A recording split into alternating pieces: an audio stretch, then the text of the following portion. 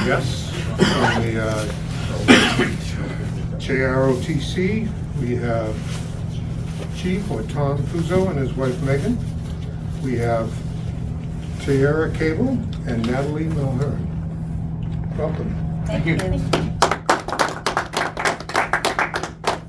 On the other side of the room, we have Mark Donnelly from Troop 87 of North Andover Boy Scouts. Welcome. Mainly today is for presenting checks to the AFJROTC and to their charity of choice, the Liberty House. All right. Presenting you with this check for your help with us at the Christmas trees and all the other things you're doing for the town. To us. Excellent. We got trips planned, we got meets planned, competitions. We don't really have any more competitions like planned for the rest of the year, but we do have a bunch of guards coming up for the schools. We had 3 competitions. We did have 3 competitions. We do. We do? Coming up. Oh, Raider. Raider. I'm not part of that. Raider Challenge. But we do have the Raider teams competitions that are coming up. I think those are on May 4th, 11th, and 18th. I'm not sure what schools we're going to for that. We have a bunch of events coming up this May for, like, we have poppies. We're selling those, or not selling those, but handing those out on the 4th or the 5th. And then we have pinwheels that we're doing, placing at all of the elementary schools and middle school, high school. That's about it. And we're also going to the elementary schools, and we are going to be doing guards there with all the kids. So that is fun. And for this month, we have a military ball. All right. Big doings. Can I ask what the Raider thing is? That's like high intensity obstacle course. Oh, okay. Yeah. Really? Physical endurance challenge. Oh, so that's not a drill. No, that's more like the Iron Man, kind of a few steps down. Yeah. Not quite the Iron Man.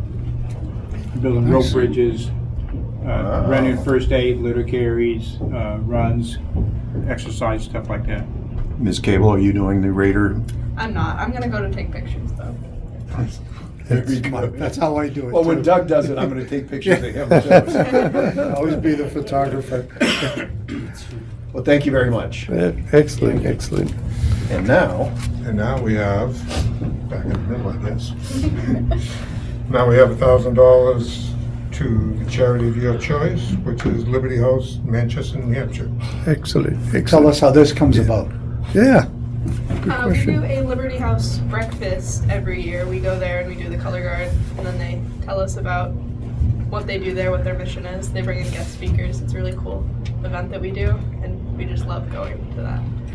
can And you they share with exchange us what their mission is? Their Yeah. mission is to support veterans. I believe disabled veterans, or just veterans in general. Veterans transitioning from homeless and jobless, Junkies. sometimes substance abuse.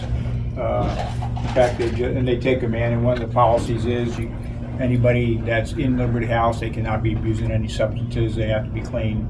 Their job is to get them help them to get them jobs and employment and jobs, same thing, I guess, and housing on their own. Basically, transition to living on their own. And don't they have a similar policy regarding government funding as like the Lazarus House? Yeah. Where if they put stipulations on their, the way they operate, then they won't take the money? Yeah, they can only take money from certain sources like charities and stuff like that. So, in fact, they just reported last week 3 of the residents just did transition out. They have jobs and they have homes now. So, and that's what we look for. That's why we upscale. The Exchange Club makes this $1,000 donation for the cadets to do with donate to your charity of choice. How does that process go? You have meetings? Do you have a board? Well, it's mainly our unit commander. He will go through he'll go through charities that we could look at, and he'll mainly speak to it with the chief, who will help decide and keep in charge of all that. Good, thank you. Very good. And we tend to focus on a lot of veterans charities because that's kind of our focus on community service. Mm-hmm. Excellent. Thank Very you. well, thank you. Thank you all.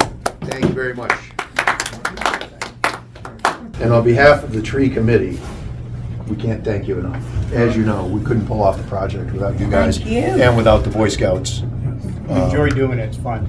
Yeah, thank you. So let me preface Mark's speech with, we ran out of trees this year before they got to work. So they had, every year when North Andover, when Troop 87 does their volunteering, they have a schedule and shifts and everything runs pretty much like clockwork. And all that was set up only to find out that there was nothing left for them to sell. So we apologize, but the board of directors wanted to show our appreciation for you being ready, willing, and able. So thank you. Good. Yeah. Well, I'm certainly here to say thank you for that consideration. I mean, we didn't even have to do anything, and we're still being honored and appreciated. So our scouts always have a good time with you all selling the trees, making sure that you're able to fund your own operations as well as helping us with a fundraiser for ourselves as well. So. I know our kids have a good time at it, and I'm glad to see that you all enjoy having us over there as well. Excellent. How big is the troop now? Oh, that'd be a Ballpark. good. Pardon me? Ballpark. Ballpark. Still around 25 kids. That's still pretty good. That's a pretty good troop. We're a fairly strong troop. There are various troops that shut down, but we have covered the entire town of North Andover now.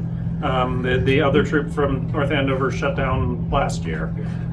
So we're the entire town of North Andover, and we're doing fairly well. We've had I think 2 Eagle Scouts in the last year. We have a very strong contingent of girls coming into the girls troop on it. The Scouts opened up to girls 5-6 years ago. We've had our first couple of Eagle Scouts through that through the girls side 2 years ago, but the girls troop is expanding. It's unlike most places. Our girls troop is about half of our roster. Wow. Which is really good, and we have they are regularly winning at all of the competitions that we run. They really know what they're doing. We're currently gearing up to send 2 groups off to what's called Sea Base High Adventure, which is a trip out to, in this case, the Bahamas, to do a week at sea. They're going to be doing that the week of April school vacation. Effectively, they'll leave a day early for it, but they'll do that over the week of April school vacation. And you've got a week of being out on the sea, sleeping on the boat, fishing for your food, everything like that. We also have another crew that is going through preparations to go to the High Adventure of Philmont. If you guys are scouts, you'll recognize that name. It's a backpacking trip in New Mexico. The Scouts owns I don't even know how many acres. 60,000. Yeah, tens of thousands of acres. State unto itself. Yes, and it's and that butts up against a state park as well. That you can go backpacking through all of that, and that one is that one's going to be a 10-day trip, I believe. I'm not actually. There are options for 7-day, 10-day, 12-day, 14-day, and I'm not on the trip, so I don't know which option they chose. Those kinds of trips, how do you typically fund those? North Andover is a fairly wealthy community, and mostly it's just funded through parents. A lot of troops will run fundraisers for the trips. We're well enough off that that's not been something that we've. Thank you.